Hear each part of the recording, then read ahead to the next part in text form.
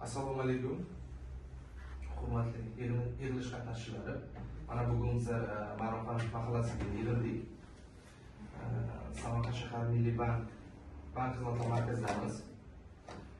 Prezidentimizning uch tajribalari bo'yicha uchrashuv o'tkazyapmiz. Bizda kreditlar bo'yicha Prezidentimizning PK7 biznesda birinchi qadam. Uni foizi 23%, 18 oyga beriladi. Muddati 18 oy. Undan tashqari yana boshqa kredit produktlarimiz mavjud. Kimni tadbirkorlik qilish bo'yicha istagi, tadbirkorlik qilish bo'yicha tadbirkorlikni kengaytirish maqsadida bizga Milliy bankka murojaat qilishingiz mumkin. Kimni hozir savoli bo'lsa agar kredit olish bo'yicha o'zini tanishtirsangiz agar bizlar tushunarli hozir sizni murojaatingizni ko'rib chiqib ijobiy hal qilib berishga ko'mak beramiz.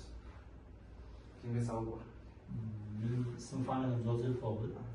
Men kichik biznes rivojlantirish bo'yicha kredit olmoqchiman. Biznesni rivojlantirish bo'yicha.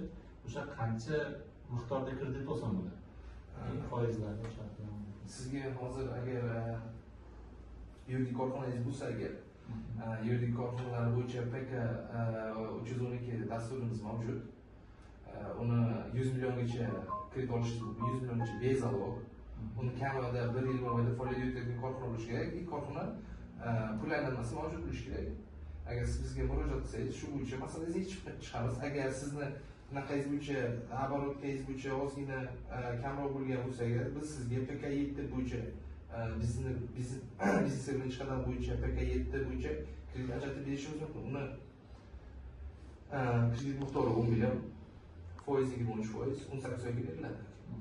Hozir o'sha korxona o'zi zalogga qo'yiladi shunda? Yo'q, u zalogsiz kredit. U 100 milliongacha zalogsiz. U o'sha 100 milliondan oshib borsa agar, u o'sha zalog talab qiladi.